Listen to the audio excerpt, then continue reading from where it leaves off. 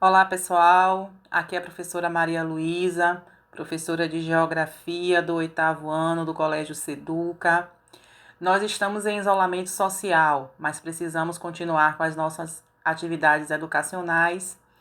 E para isso eu venho hoje fazer a correção da atividade A Dinâmica e as Paisagens Terrestres.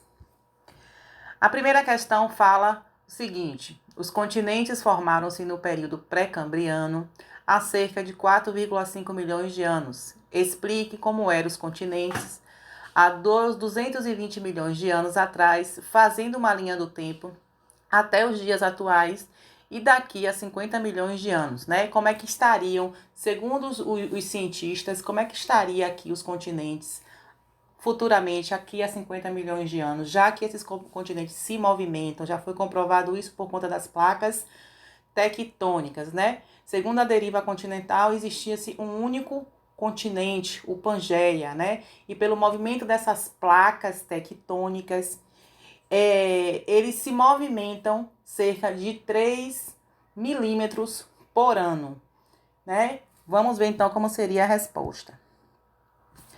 Há cerca de 220 milhões de anos, existia um único continente denominado Pangeia, que começou a se fragmentar há cerca de 150 milhões de anos. A Terra encontrava-se dividida em dois grandes continentes, Laurásia ao norte e Gondwana ao sul. Essa fragmentação continental ocorreu durante milhões de anos, dando origem à atual distribuição. Daqui a 50 milhões de anos aproximadamente, os estudos indicam que a África deverá colidir com a Europa, fazendo desaparecer o mar Mediterrâneo.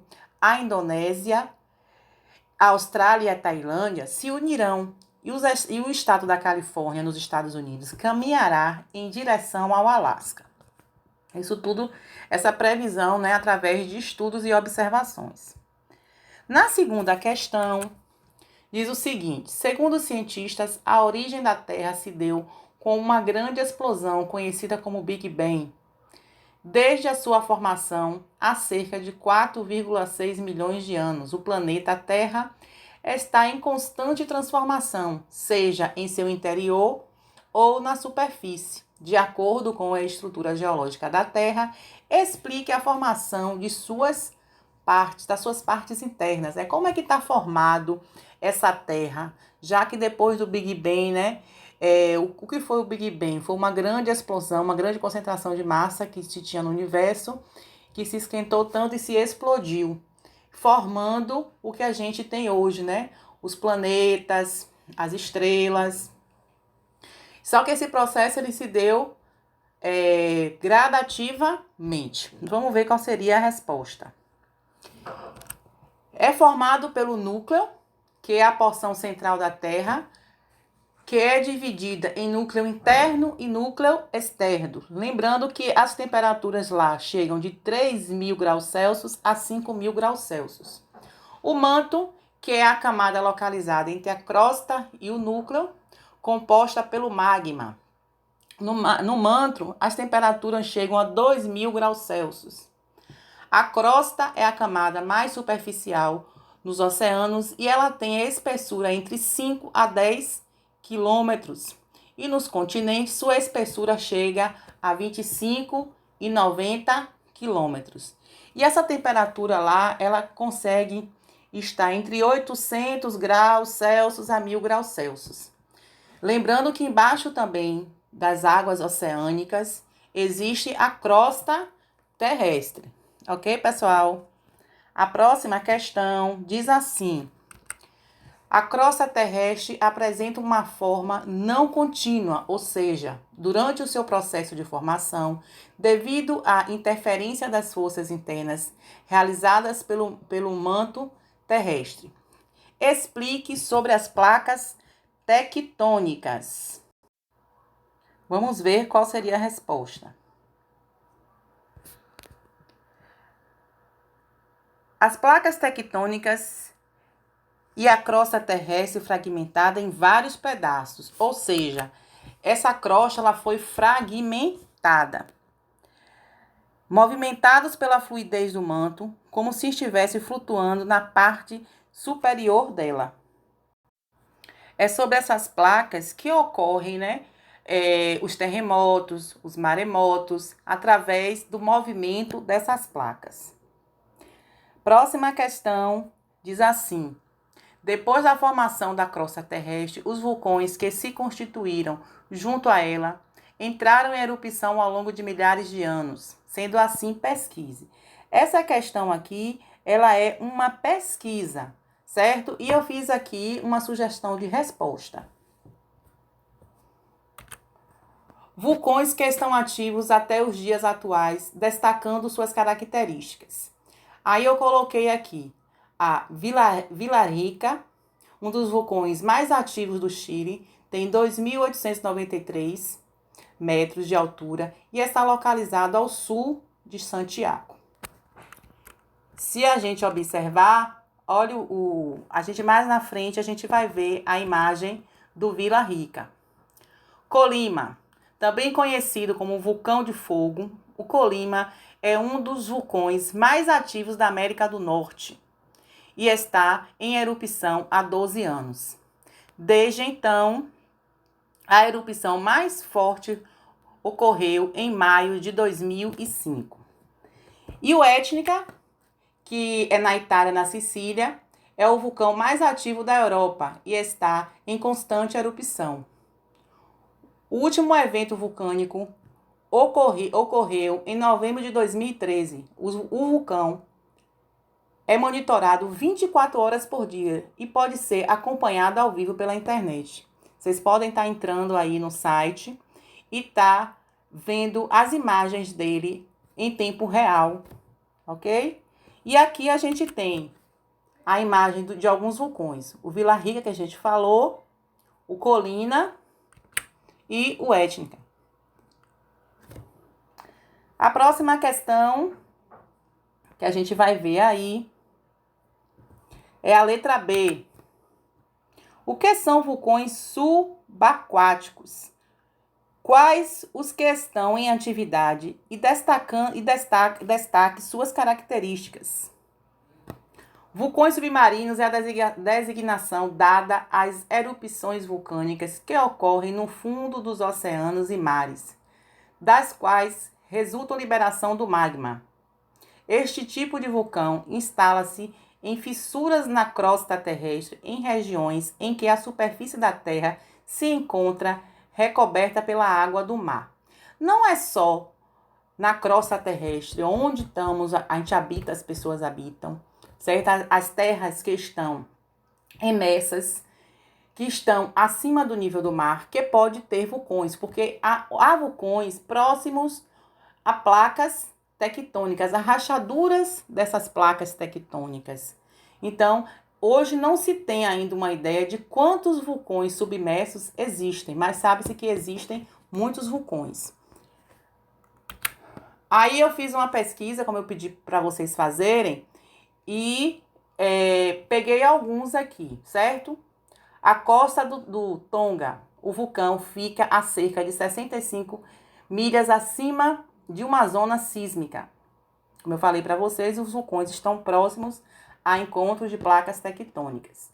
Este vulcão entrou em erupção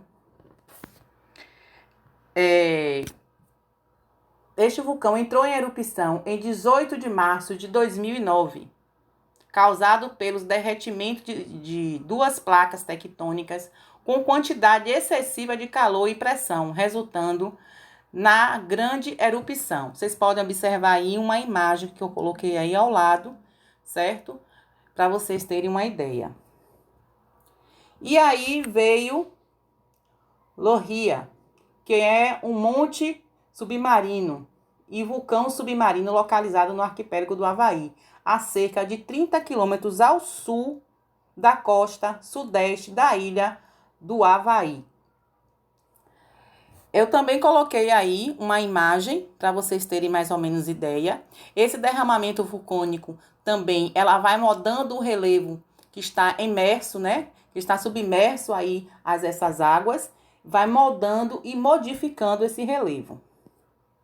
A próxima questão fala sobre o vulcanismo, né?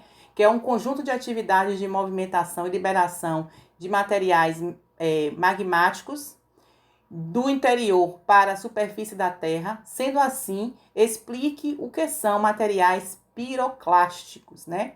Esses materiais aí que são arrastados pela força em que o magma é expulso de um vulcão, né? Quando há uma grande instabilidade no centro da Terra, e aí esse magma ele jorra. Quando ele jorra, ele sai arrastando tudo que ele tem pela frente no seu cone.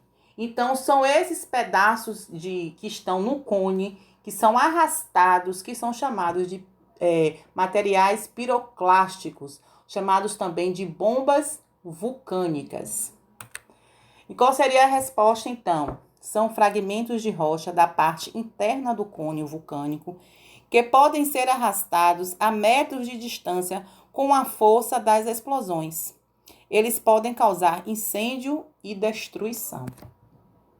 Na próxima questão, que é a sexta, a gente vê aí as erupções consistem assim no processo de liberação de calor interno da Terra e são mais comuns nas zonas de encontro entre as duas placas tectônicas. Portanto, explique. Ele está pedindo aí que você primeiro explique o que são correntes de convecção, né? Que são correntes que circulam pelo magma. São correntes de calor que trazem materiais mais quentes próximos do núcleo até a camada mais alta do manto. Então, essas correntes, elas circulam dentro do manto, arrastando aquilo que é mais quente, né?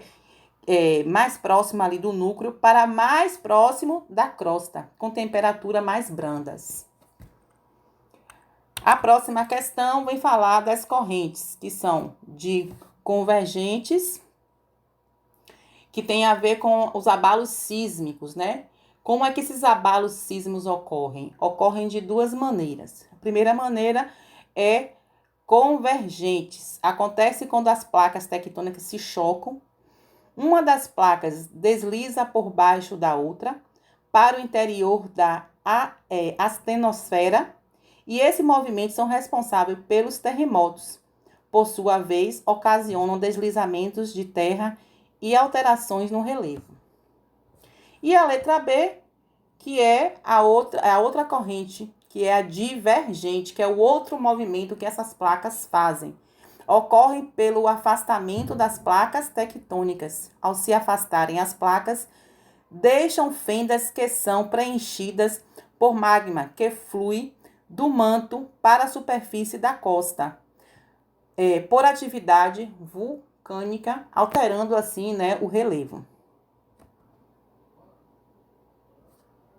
A sétima questão vem falando sobre a dinâmica interna e as paisagens. Aí pede para você explicar o que seriam as falhas, né, que são causadas também pelos movimentos, que são alterações no relevo. São causadas pelos movimentos tectônicos, ocorrem em rochas mais duras e rígidas. Aí eu tenho um exemplo aí para vocês de escarpas do Planalto, né? E tem as serras, com duas imagens aí podendo demonstrar. Aí eu venho falando sobre dobras. Ocorrem geralmente em rochas menos resistentes, que ao serem pressionadas lateralmente, elas vão se curvar, né? Curvam-se e ficam enrugadas. Essas rochas ficam mais maleáveis em virtude do calor ocasionado pelo atrito entre as placas tectônicas. Então, elas se tornam mais maleáveis porque estão em lugares mais quentes. E aí tem um exemplo, né, que é a cadeia de montanhas. Aí tem a Cordilheira dos Andes, na imagem, e também tem o Himalaia, que são exemplos, né, dessas rochas. A oitava questão vem falando sobre a erosão e o intemperismo, né? A erosão é o processo de desgaste, transporte e sedimentação do solo, dos subsolos e das rochas como efeito de ação dos agentes erosivos, tais como a água, os ventos e os seres vivos. Sendo assim, explique o que é o intemperismo. E seria é um processo natural de desgaste e decomposição de rochas e solos causada por reações químicas e físicas, ou seja, sobre essas transformações desencadeadas por alguns agentes naturais, como a ação da água, do calor, do sol, dos ventos, mas também tem a ação do homem, né, que vem também interferindo na natureza, né, quando ele desmata, quando ele chega, faz queimadas, também vem trazendo transformações à natureza. Bem, pessoal, a gente utiliza trilhas, sistemas de ensino. Essa atividade teve como ponto de partida as páginas 365 a 388, certo? Vamos chegando ao final da nossa correção e deixando para vocês aqui que continuem em casa, mas continue estudando. Tchau, tchau e até a próxima.